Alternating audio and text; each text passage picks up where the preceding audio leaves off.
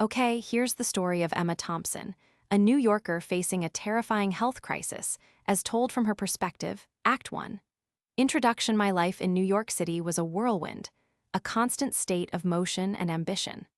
At 35, I was juggling a demanding career in marketing, a loving but equally demanding husband, and a rambunctious 8-year-old son named Charlie.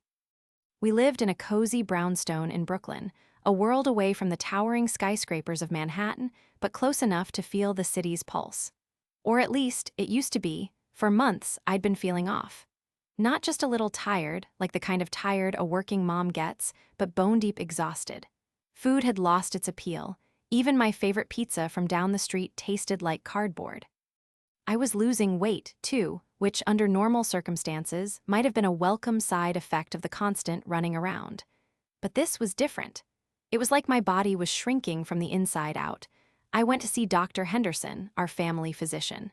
He was a kindly, older man, the kind who still wore a bow tie and carried a stethoscope in his pocket. He listened patiently as I rattled off my symptoms: fatigue, loss of appetite, weight loss, a general feeling of malaise that clung to me like a persistent shadow. He said, stroking his chin thoughtfully. Have you been sleeping well, Emma? Stress at work? Any changes in your diet? The usual questions. I answered them all, mentioning the minor stomach operation I'd had years ago. He glanced at my medical history, then nodded.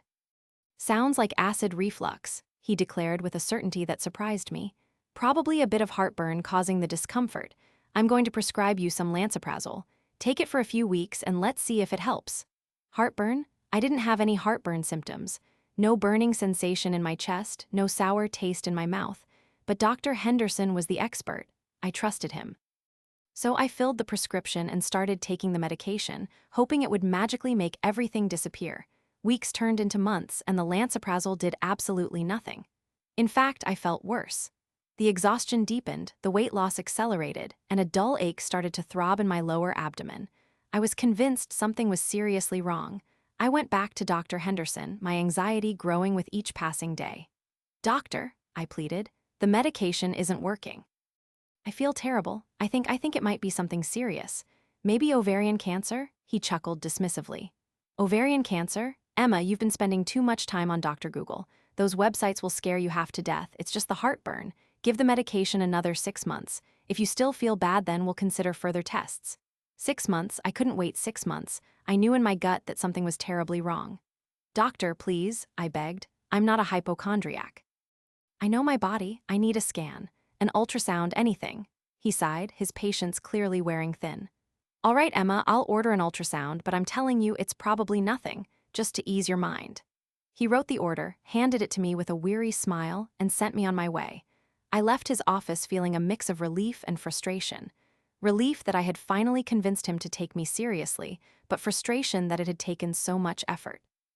I called the radiology clinic immediately to schedule the ultrasound. They told me it would be about 2 weeks before they could fit me in. 2 weeks felt like an eternity. The next 2 weeks were agonizing. I tried to distract myself with work, with Charlie's school activities, with anything to keep my mind off the gnawing fear that consumed me.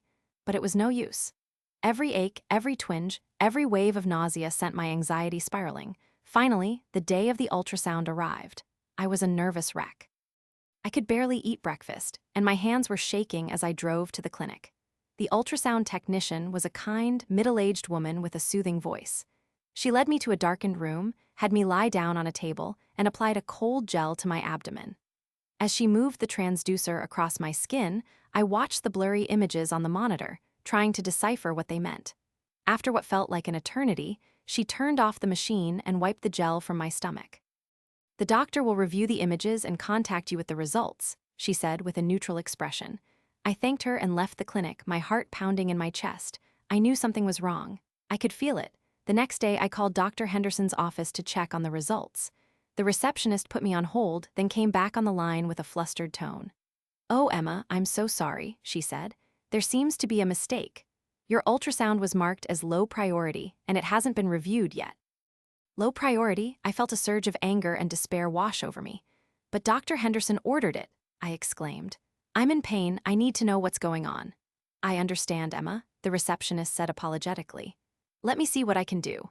I hung up the phone, tears streaming down my face. I felt like I was screaming into a void, like no one was listening, no one cared. I was alone, trapped in my own body with a terrifying unknown lurking inside me. I called the receptionist again, my voice trembling with desperation. I poured out my fears, my anxieties, my conviction that something was seriously wrong. The receptionist, bless her heart, listened patiently and promised to do everything she could, and she did. Miraculously, she managed to get me an appointment for that Friday morning. I was incredibly grateful. Act 2. Descent. The ultrasound revealed the truth. I had a large mass on my kidney. Cancer. The word echoed in my head, a death knell that shattered my world. The following weeks were a blur of tests, scans, and consultations with oncologists. The tumor was huge, they said, but it appeared to be contained. It hadn't spread to other organs. Yet. Surgery was my best option, a radical nephrectomy to remove the entire kidney. I tried to stay positive. I focused on the fact that the cancer hadn't spread, that I had a chance. I clung to the hope that I could beat this thing, that I could go back to my life, to my family, to my normal, but it was hard. The fear was constant, a cold knot in my stomach that wouldn't loosen. I couldn't sleep, I couldn't eat, I couldn't concentrate. My body was weak and my spirit was weakening with it. One afternoon, I ran into a friend, Sarah, and her sister, Chloe. I hadn't seen them in a while and I was self-conscious about my appearance. The weight loss had made me gaunt, my eyes were sunken, and my skin had a grayish pallor. We exchanged pleasantries and then Chloe, who I never particularly liked, zeroed in on my weight loss. "Wow, Emma," she said, her eyes narrowed with envy, "you look amazing. What diet are you on?" I hesitated, unsure how to respond. I didn't want to talk about my cancer, but I also didn't want to lie. "I haven't been on a diet," I said weakly. "I haven't been feeling well." Chloe wouldn't let it go. "Come on, Emma," she persisted. "Don't be like that. You're keeping the secret to yourself. I've been trying to lose weight forever. Tell me what you're doing." I tried to explain that I wasn't trying to lose weight, that I had no appetite, that I was sick. But she wouldn't listen. She accused me of being selfish, of wanting all the credit for my amazing transformation. "I never feel hungry," I said, the words catching in my throat. "The tumor, it's compressing my stomach." She still didn't understand. She kept badgering me, demanding to know the name of the diet. Even Sarah told her to stop, but Chloe was working herself into a frenzy. Finally, I snapped. "Do you really want to know what the diet is?" I asked, my voice trembling with anger and pain. Her crocodile tears stopped immediately. "Yes," she exclaimed. "Tell me." "It's cancer," I said, the word hanging in the air like a curse. She blinked, her expression blank. "Is the diet named after a star sign?" she asked, completely missing the point. "No," I said, my voice cracking. "I have kidney cancer, and I'm waiting to see if it has spread before they operate."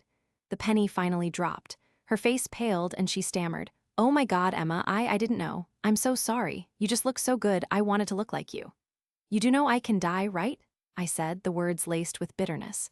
The reality of the situation hit her like a ton of bricks. She burst into tears and ran off, sobbing uncontrollably. Sarah put her arm around me and apologized profusely for her sister's behavior. We went out for lunch, but I could barely manage a child's portion. That night, I hit my lowest point.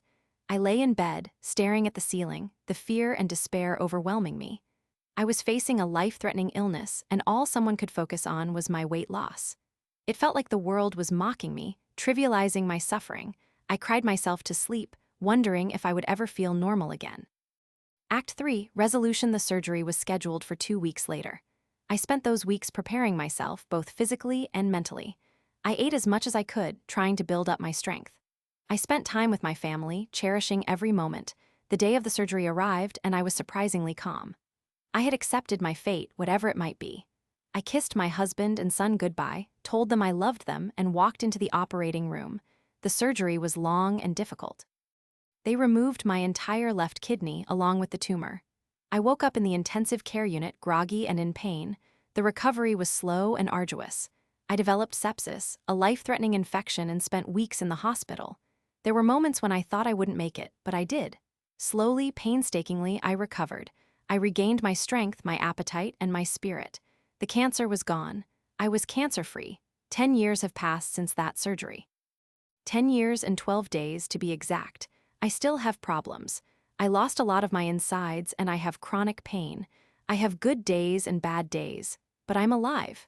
My husband still has a wife, and more importantly, my son still has a mother. And as for Dr. Henderson, the one who dismissed my concerns and misdiagnosed my cancer, I had a little surprise waiting for him.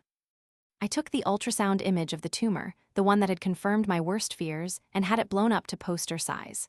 Then I wrote in thick red marker, "Does this look like heartburn to you?" I drove to his office, grip-filled the poster to his door, and left.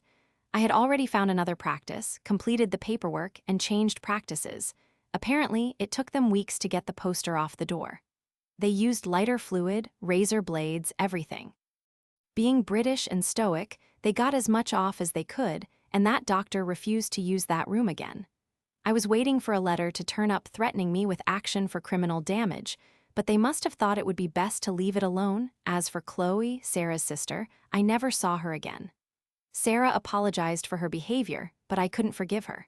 Some things are just unforgivable. Life isn't perfect. I still have bad days, days when the pain is unbearable, days when the fear creeps back in. But I'm grateful for every moment I have.